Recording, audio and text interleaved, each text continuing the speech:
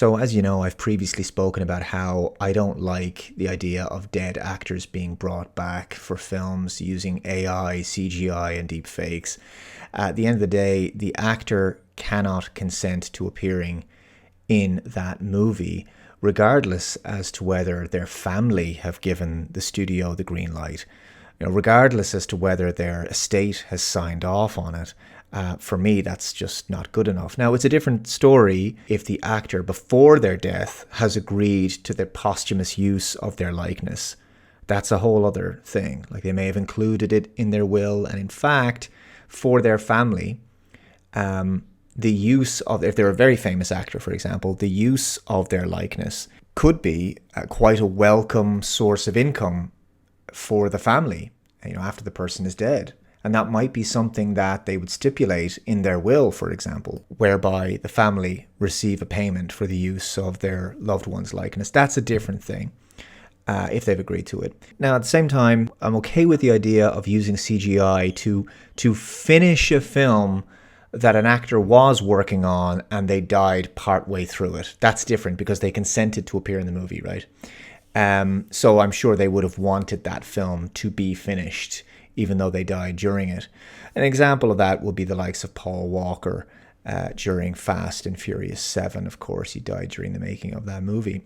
But as this phenomenon continues in Hollywood, I'm sure there's going to be actors who are going to either consent to it or come out strongly against it and make it clear that they would never want to see their likeness in future movies after they die.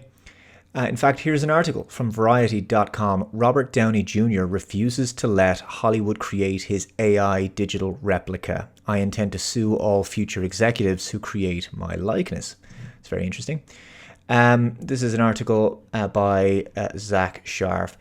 And it says, Robert Downey Jr. appeared on a recent episode of the On With Kara Swisher podcast and sent a stern warning to Hollywood.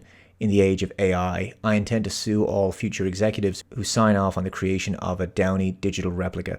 The Oscar winner does not want his likeness being used on screen through AI technology and or deepfakes.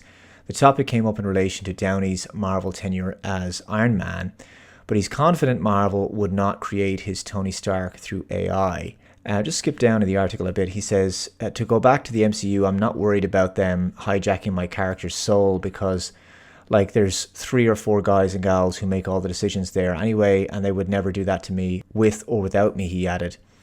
When host Kara Swisher said that future executives certainly will want to digitally recreate Downey on the big screen, the actor responded, well, you're right. I would like to hear state that I intend to sue all future executives just on spec.